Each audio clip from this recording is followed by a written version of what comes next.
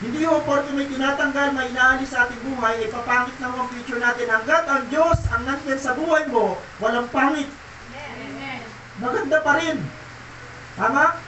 Mas maganda ka tanggalin yung mga bagay na nakabibigat at hindi na nakakapagbigay sa atin ng kasiyahan. Mas maganda yun. Sa una masakit, pero ho, pag ang Diyos na nagtanggal, tanggapin natin.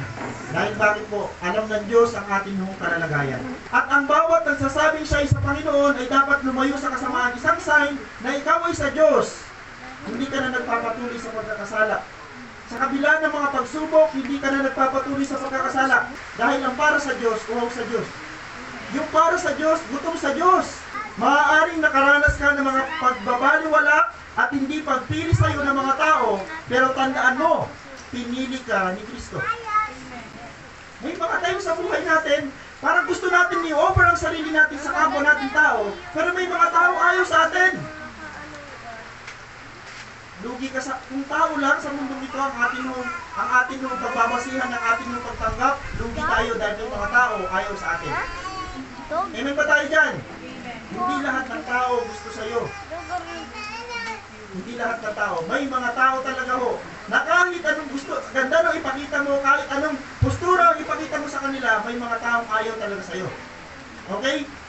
Maaaring makaranas ka ng pagbabaliwala at hindi pagpili sa'yo ng mga tao, pero ito ang pinakamaganda at pinakamalaking dapat mong tandaan, pinili ka ni Kristo.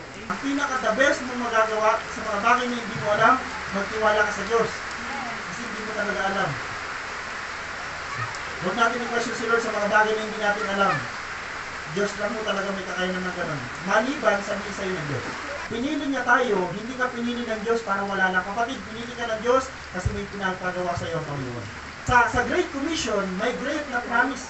Ang promise dyan, tandaan ninyo ako laging kasama ninyo hanggang sa katapusan ng panahon. Mabigat yung utos, pero mabigat din yung pangako. Amen po ba? Ano ba ang pagsubok mo ngayon, Pastor? Napakabigat ng pagsubok mo ngayon. Pero kapatid, may napakabigat din o napakatindi din pangako ang Diyos dyan. Kahit matindi ang pagsubok mo, matindi rin ang pangako ng Diyos sa'yo. Anong pangako ng Panginoon? Hindi kita iiwanan. Sasamahan kita hanggang sa katapusan ng panahon. Ay yung mabubuting magulang daw, wala siyang ibang iniisip kundi ipabigyan ng mabubuting bagay ang kanyang mga anak. How much ang Diyos? Hindi kanya bibigyan ng makasasama sa iyo, kapatid.